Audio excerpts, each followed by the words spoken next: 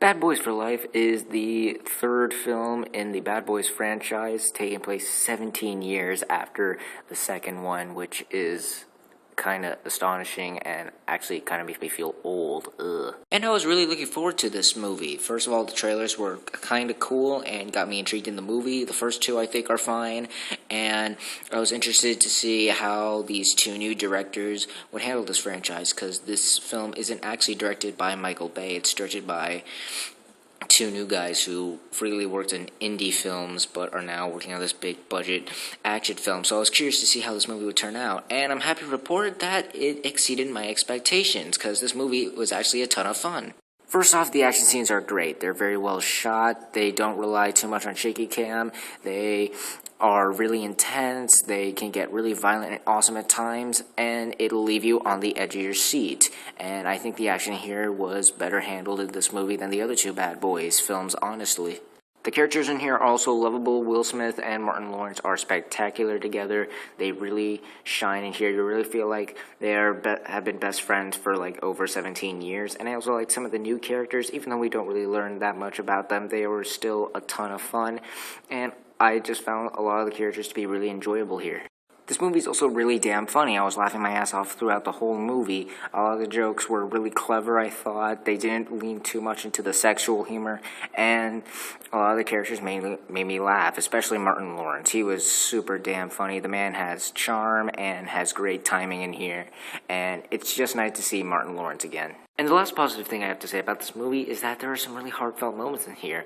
There are some movies that were really touching between Will and Martin and some of the other characters that I didn't really expect. There are some really nice touching moments in here where the crew really tried to tug at your heartstrings. They didn't make me cry like a Pixar movie, but it was certainly nice and made me really appreciate the filmmaking in this movie. However, I do have some issues with the movie, one of them being that I think it takes a while to start. Like, at least the first 5 minutes are a tad rough. They had me a little worried for this movie, but as soon as those first 5 minutes end, it gets better. And also, I think the movie starts losing steam after a while. Like, in the last maybe 10 minutes, it starts to drag, and it made me go like, all right, come on, let's wrap this up. I got better things to do. I don't have all day. Not every joke lands. There's a few of them that were really unfunny, but thankfully the rest of the movie is, and I thought that the villains were kind of weak. They were threatening and kind of badass, but I thought the motivations for what they were doing was really, really weak. But still, I thought this movie was really good. It has great action, it's hilarious, great characters, and some heartfelt moments. Definitely check this movie out if you are a Bad Boys fan or just want to see a really great movie in general. I highly recommend it. The same cannot be said for Dolittle, which is the complete opposite of Bad Boys, meaning that this movie sucked.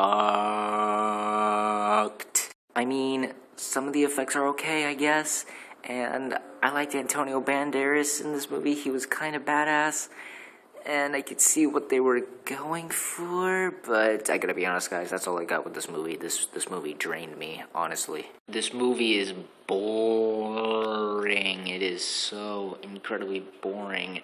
Nothing really exciting happens throughout the whole thing. I did not like Robert Downey Jr. I mean, I still love him as an actor, but I don't know what he's doing in this movie. He was kind of an asshole, honestly, and I didn't really understand what he was trying to do with his accent, because half the time you could barely understand him. I hated every single goddamn animal in this movie. They were incredibly annoying. How do you make me hate animals? I love animals. How does one movie make me hate every animal on the planet? Like, come on.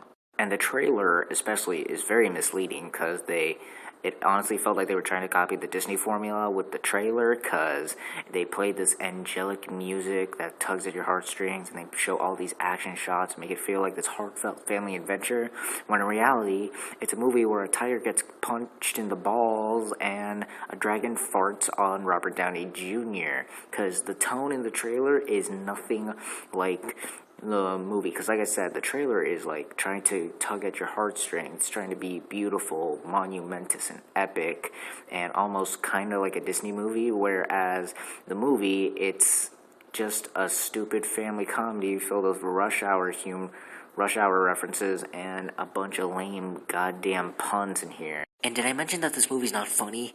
Because it's really painfully, monumentously not funny. A lot of the jokes are just bad puns, cheap slapstick, and references to movies that kids should not be watching. And like I said before, a tiger gets kicked in the balls, and a dragon farts on Robert Downey Jr. This is the comedy in this movie, and it all falls right on its face. So yeah, the moral of the story, kids, is that go see Bad Boys for Life, and you'll live a happy 2020, happy life, and don't see Dolittle, or otherwise your 2020 will start off miserably. Please follow the moral, please. And guys, those were my thoughts on both Bad Boys for Life and Dolittle. What did you guys think of them? Did you like them? Did you hate them? Comment down below and let me know. If you like this video, hit the like button. If you like this channel, hit that subscribe button. Follow me on all social media links at the end of the video. And until next time, guys, stay sharp. If we could talk to the animals, learn all their languages, maybe take an animal degree, I'd study elephant and eagle, buffalo and beagle, alligator, guinea pig and flea. I would converse in polar bear and python, and I would curse in fluent kangaroo. If people ask me, can you speak rhinoceros?